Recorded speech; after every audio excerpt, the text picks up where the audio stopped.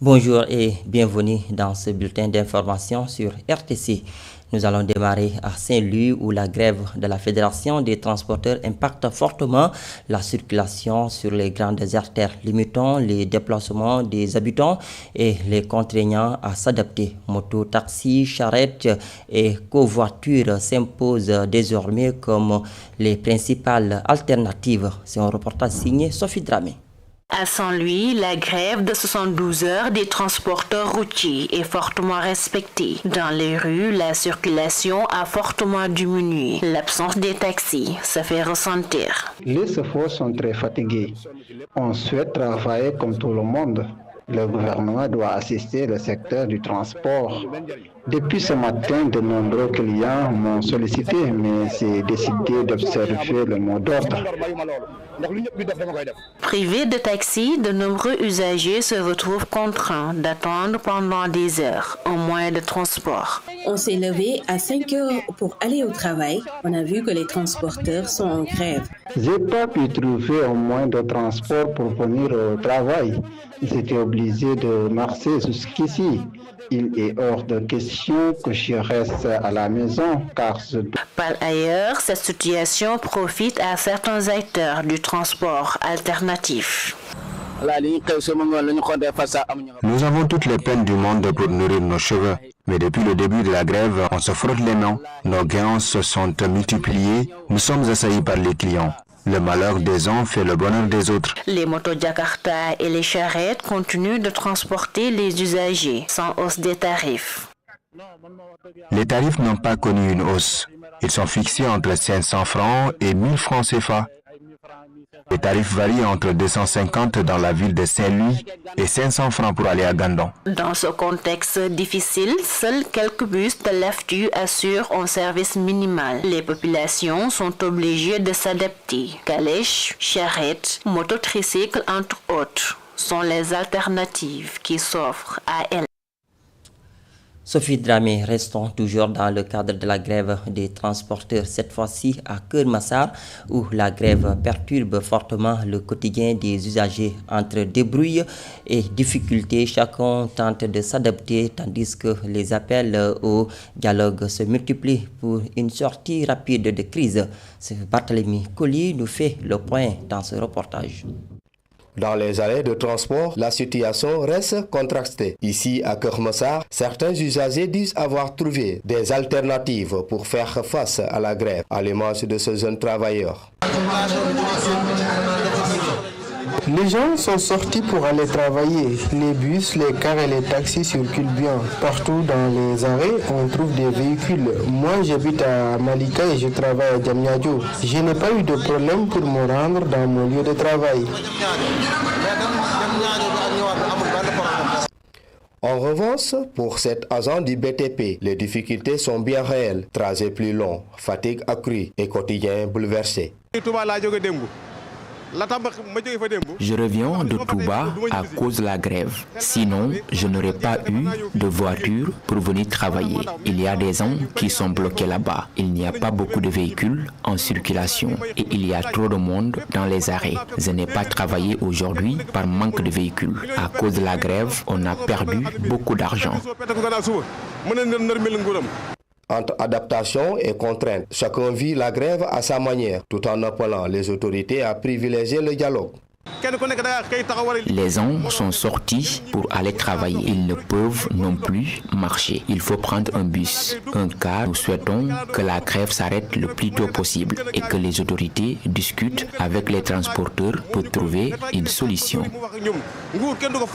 À Keur-Massar, où entrer ou sortir relève déjà du parcours du combattant. Cette grève des transporteurs révèle la forte dépendance des usagers et l'urgence de solutions durables pour limiter l'impact.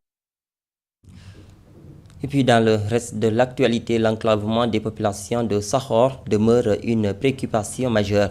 La mauvaise état du pont complique les déplacements ainsi que les activités économiques. Face à cette situation, le ministre des Infrastructures de Kefal s'est récemment rendu sur place en vue de la reconstruction de nouveaux ouvrages. Reportage Ndé Amissar.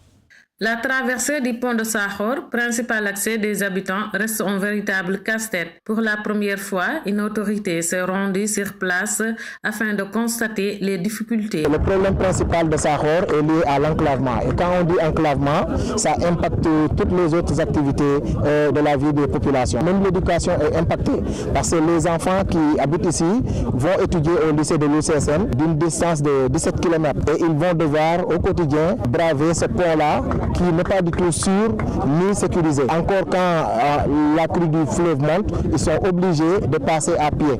Donc un enfant qui n'a pas une certaine hauteur ne pourrait pas traverser. Majoritairement, c'est la population qui s'engage à mettre des trucs. Pendant l'hivernage, l'accès est quasiment impossible. Des fois même, ils sont obligés de passer par Foundiougne pour pouvoir rentrer à Piron. En plus de l'enclavement, cette population vivant de l'agriculture, de l'élevage et de la pêche fait face à de nombreux défis. Les terres sont salées et ça impacte sur la production. L'élevage est impacté parce que si l'agriculture est impactée, l'herbe ne pousse pas comme ça se doit.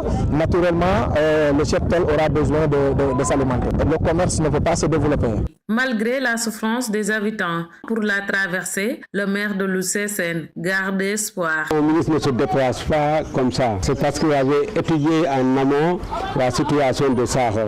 Parce qu'il y a eu des solutions pour le plan de Sahara. Et on a bon espoir qu'après cette visite, ça va pousser davantage. Il nous a dit que dans les prochains jours, qu'il y aura une mission qui va venir séjourner à Sahara pour étudier la faisabilité et la réhabilitation du pont. Le ministre des Infrastructures s'est rendu à Sahara pour évaluer les besoins liés à la construction d'un nouveau pont destiné à soulager les populations pour qui cet axe constitue une réelle opportunité de mobilité et de développement. Ndeye Amy Sarr à Dakhra, au quartier Angle Peul, le domicile d'une commerçante a été ravagé par un violent incendie. Aucune perte en vie humaine n'a été enregistrée, mais les dégâts matériels sont importants. La victime et sa famille lancent un appel à l'aide aux autorités étatiques, contredit Mamadou Kane. Un incendie d'une rare violence s'est produit ce dimanche nuit au quartier Angle Peul dans la commune de Dara. La maison d'une commerçante a été complètement ravagée par les flammes. Aucune perte en vie humaine n'a été enregistrée, mais les dégâts matériels sont énormes. Suivons les explications de la victime, Seynabou Ka.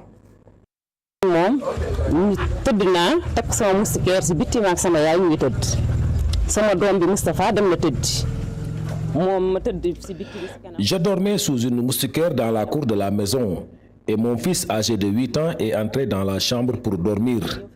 Quelques instants après, il est revenu me dire qu'il a une fumée dans la chambre. J'ai couru et j'ai trouvé que mon armoire a commencé à prendre feu. Vraiment, j'ai perdu tous mes bagages. Je n'ai rien sorti.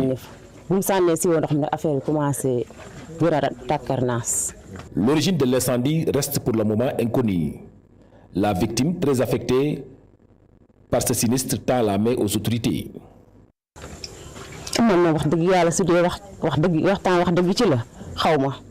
Bon, vraiment, je ne connais pas le mobile de l'incendie parce que j'étais dehors avec ma famille. Il y a que mon enfant qui était dans la chambre. C'est très difficile. C'est pourquoi je tends la main à toutes les bonnes volontés, mais particulièrement aux autorités, car je suis vraiment fatigué et toute ma famille va passer la nuit dehors.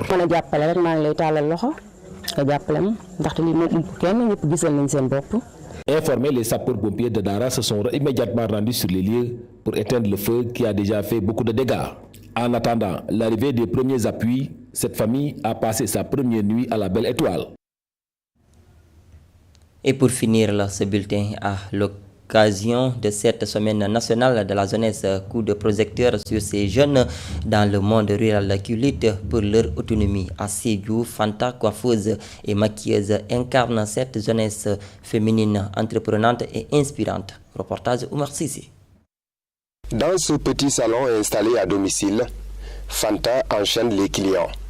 Coiffure, maquillage, ici chaque geste est précis. En pleine célébration de la jeunesse, son parcours illustre une réalité, celle d'une génération qui crée ses propres opportunités. Depuis que j'étais toute petite, je regardais ma maman tresser ses clientes. Après avoir obtenu mon BFM, je suis allée à Dakar pour suivre une formation en coiffure. Après avoir terminé ma formation, je n'avais pas de ressources financières pour ouvrir mon propre salon de beauté. Je me débrouille à la maison. Puis j'ai finalement ouvert mon propre salon sans avoir reçu de financement. Actuellement, je me débrouille bien. Dans un contexte où l'accès à l'emploi reste un défi pour de nombreux jeunes, surtout les filles, Fanta fait le choix de l'entrepreneuriat, une activité qui lui assure une indépendance financière tout en contribuant à l'économie locale. Je ne dépends de personne maintenant. Je soutiens mes parents, mes soeurs et même au-delà. C'est ma première fois de venir chez Fanta. Elle a été ouverte avec moi, donc mention spéciale à elle. En tout cas, pour moi, c'est pas cher parce que voilà, une dame qui fait son propre entrepreneuriat, donc la soutenir, c'est en tout cas venir ici, nous maquiller et qu'on la paye. Les filles qui n'ont pas eu la chance de poursuivre les études devraient suivre des formations professionnelles. À l'image de Fanta, les femmes doivent prendre leurs responsabilités en main et éviter de toujours demander de l'argent si elles veulent que ces dernières les respectent. Au-delà de son activité, Fanta devient une source d'inspiration. En cette semaine nationale de la jeunesse, son engagement résonne comme un message d'espoir pour toute une génération. Omar Sissé, mesdames et messieurs, c'est la fin de ce bulletin d'information. Merci à vous de l'avoir suivi. Merci et au revoir.